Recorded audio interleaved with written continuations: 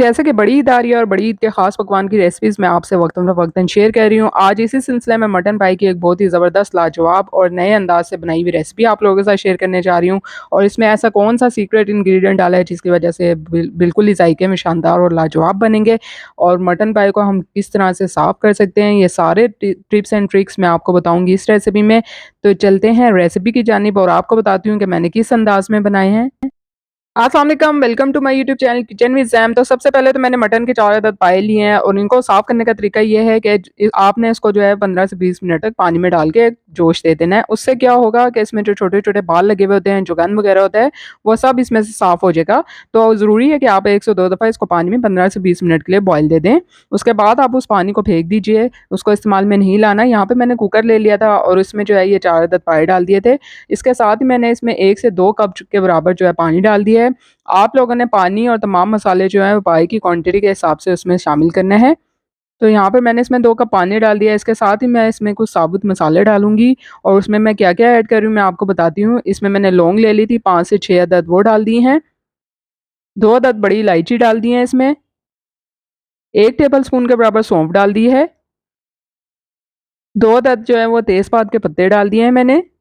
अब यहाँ पे 1 टीस्पून जो है वो काली मिर्च और 2 टुकड़े दालचीनी के वो भी डाल दिए हैं मैंने। अब इसके साथ ही मैंने जो है वो प्याज़ और उसको जो है इस तरह से मैंने 4 हिस्सों में काट लिया था। 2 अदद दरमियानी साइज़ के प्याज़ लिए थे, वो भी डाल देना है मैंने इसमें। ये तमाम चीज़ें डालने के बाद हमने इसका जो है वेट लगा के इसको रख देना है। तकरीबन मैंने इसको 25 से 30 मिनट के लिए जो है रख दिया था, मीडियम फ्लेम पर। यहाँ पे मैंने 1 से 2 टेबलस्पून इसमें लहसुन अदरक का पेस्ट भी ऐड कर दिया है। तो अब मैंने इसको वेट लगा के रख दिया है तकरीबन 25 से 30 मिनट के लिए मीडियम फ्लेम पर, ताकि पाए जो है वो अच्छे से गल जाए, उन सारी चीज़ों का अर्क अच्छे से निकल जाए। जब तक पाए गल रहे हैं हम जो है यहाँ पे मसाले रेडी कर लेते हैं। 2 टीस्पून के बराबर मैंने इसमें लाल मिर्च का पाउडर डाला है। 1 से 2 टीस्पून के बराबर मैंने इसमें नमक डाला है। इसके साथ ही मैंने इसमें 1 टीस्पून जो है वो ज़ीरा पाउडर डाला है, जो कि भुना हुआ भी था। 1 टीस्पून भर के मैंने इसमें धनिया पाउडर डाला है। हाफ़ टी स्पून के बराबर मैंने इसमें हल्दी पाउडर भी डाल दिया है। अब 1 टीस्पून भर के मैंने इसमें कश्मीरी लाल मिर्च का पाउडर डाला है, ये जस्ट कलर के लिए है, स्पाइसी नहीं होती। अब इन सारे मसालों को पानी में मैंने डाल के इस तरह से अच्छे तरीके से मिक्स कर लिया था, तो ये मसाला हमने इसका रेडी कर लिया है। तो यहाँ पर देखिए 25 से 30 मिनट हो गए थे पाई को पकते हुए और अच्छे से गल गए थे, तो मैंने जो है इसका वेट हटा दिया था। तो दूसरी तरफ मैंने एक खुले मुँह की कढ़ाई ले ली है और उसमें 2 से 3 हांडी के चम्मच के बराबर ऑयल डाला है और साथ ही मैंने 3/4 कप जो है वो प्याज़ का पेस्ट इसमें ऐड किया है। प्याज़ को मैंने थोड़ा-सा पानी डाल के इसका पेस्ट बना लिया था। अब हमने प्याज़ को इतनी देर तक भूनना है कि इसका कच्चापन ख़त्म हो जाए और हल्का-सा इसका जो है वो पिंक सा कलर आ जाए। साथ ही मैंने जब प्याज़ अच्छे से भुन गया था, तो इसमें 1 से 2 टेबलस्पून लहसुन अदरक का पेस्ट ऐड कर दिया था। 1 से 2 मिनट तक के लिए हम इसको भी अच्छे से जो है वो सौते कर लेंगे।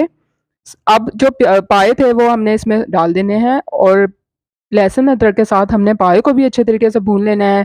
तो जो स्मेल है ना पाए की, वो अच्छे से जो है इसमें ख़त्म हो जाएगी। तो ये वाला स्टेप आपने ज़रूर करना है। 2 से 3 मिनट तक मैंने इसको अच्छे तरीके से भूना था और उसके बाद जो मसाला हमने रेडी किया था वो डाल देना है। थोड़ा-सा पानी भी इसमें ऐड करना है ताकि मसाला जो है वो नीचे लगे नहीं। अब मसाला डालने के बाद हमने इसको अच्छे तरीके से भून लेना है ताकि ऑयल जो है वो ऊपर आ जाए। तो देखिए यहाँ पे मसाला अच्छे तरीके से भुन चुका है, तो इसके साथ ही मैंने इसमें जो है आधा कप के बराबर दही डाल दिया था। दही को आपने अच्छे तरीके से जो है फेंट के इसमें डालना है।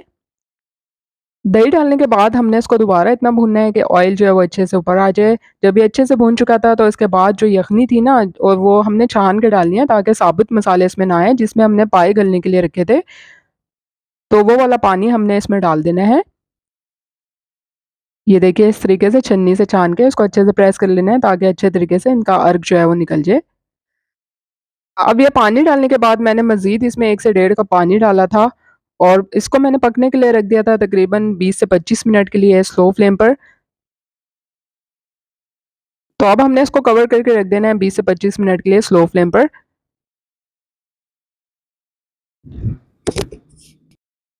तो 20 से 25 मिनट तक के लिए स्लो फ्लेम पर पकने के बाद मैंने क्या किया था कि 1 टेबलस्पून मैदा लिया था, 1/4 कप पानी में इसको अच्छे से घोल लिया था और अब मैंने इस सालन में जो है मटन के इसको मैदे के मिक्सचर को शामिल कर देना है। मैदा का मिक्सचर जो हम इसमें डालते हैं ना, इससे इसका टेक्सचर बहुत लाजवाब हो जाता है, तो आप भी इस ट्रिक को ज़रूर यूज़ कीजिएगा। और मैदे का मिक्सचर डालने के बाद 15 मिनट के लिए मज़ीद स्लो फ्लेम पर हमने इसको पकने के लिए रख देना है, ताकि ये अच्छा सा जो है पक जाए। और आफ्टर 15 मिनट्स मज़ेदार से मटन पाए जो हैं वो रेडी हो चुके हैं। देखने में जितने खुशनुमा लग रहे हैं, खाने में उतने ही लज़ीज़ और मज़ेदार हैं। तो आप भी मेरे जो है इस नए तरीके के मटन पाई की रेसिपी को ज़रूर ट्राई कीजिए। है ना मज़ेदार और आसान सी रेसिपी। तो इस ईद पर आप अब मेरी रेसिपी से मटन पाए बनाएँ और मुझे फ़ीडबैक से ज़रूर आगाह कीजिएगा। तो उम्मीद करती हूँ कि आपको आज की ये रेसिपी पसंद आएगी। रेसिपी पसंद आई है तो लाइक और शेयर करना बनता है। साथ-साथ चैनल को भी सब्सक्राइब करते जाएँ। बेल आइकन के बटन को प्रेस कीजिए ताकि मेरी हर आने वाली वीडियो रेसिपी आपको बर वक़्त मिल सके। जल्द मिलूँगी नई रेसिपी के साथ, तब तक के लिए इजाज़त दीजिए। अल्लाह हाफ़िज़।